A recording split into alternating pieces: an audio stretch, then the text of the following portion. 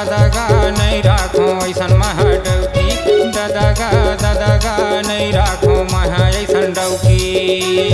बेच देहिस गहना मोर बिछिया दादा बेच देहिस गहना मोर बिछिया। बेच देहिस गहना मोर बिछिया दाइयो बेच देहिस गहना मोर बिछिया। दाइयो बेच देहिस गहना मोर बिछिया। दाइयो बेच देहिस गहना मोर बिछिया। नहीं राखो ऐसन महाडौकी दादा नहीं राखो ऐसन महाडौकी। नहीं राखो ऐसन महाडौकी दादा नहीं राखो ऐसन महाडौकी।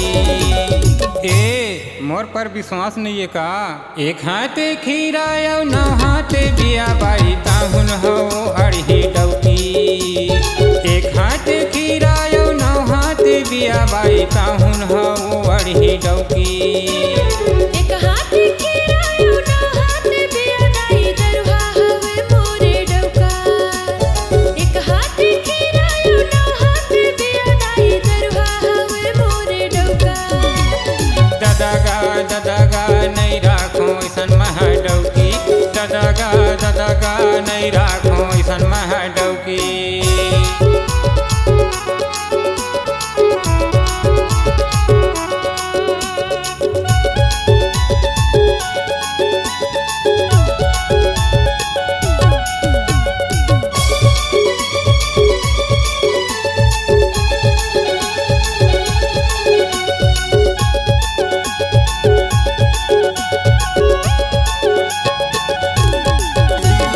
दारू गंजा पीत रे तस्कर तस बढ़ाए।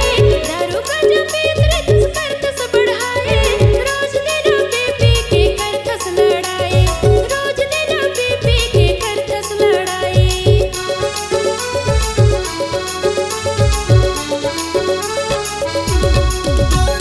रोज दिना सुगा बंदी गारी तय देथो। रोज दिना सुगा बंदी गारी तय देथो। घर मैं आथो ता खाए कि नहीं दिया। घर मैं आथो ता खाए कि नहीं दिया। दादा नहीं राखो ऐसन महाडौकी। दादा नहीं राखो ऐसन महाडौकी।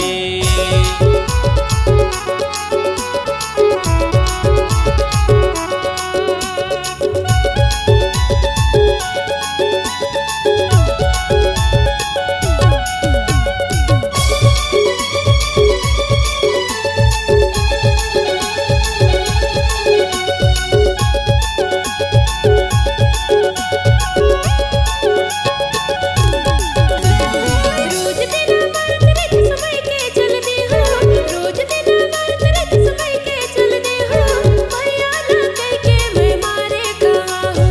भैया ना कह के मैं मारे खवा हूँ।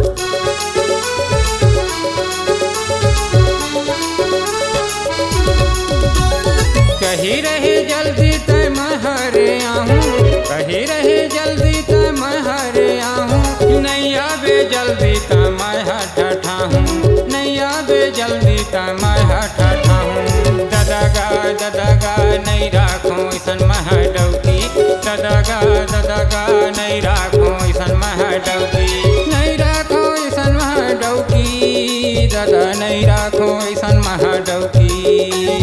बेच देहिस गहना मोर बिछिया दादा बेच देहिस गहना मोर बिछिया। दाइयो बेच देहिस गहना मोर बिछिया। दाइयो बेच देहिस गहना मोर बिछिया। दाइयो बेच देहिस गहना मोर बिछिया। दादा नहीं राखो ऐसन महाडौकी।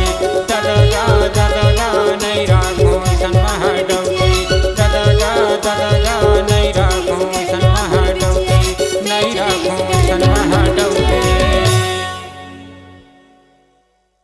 जी हाँ, हर सुर में छुपा है एक कहानी, संगीत का जहां है ये दीवानी। तो चले आइए MSR म्यूजिक बंजी में रचने अपनी नई कहानी।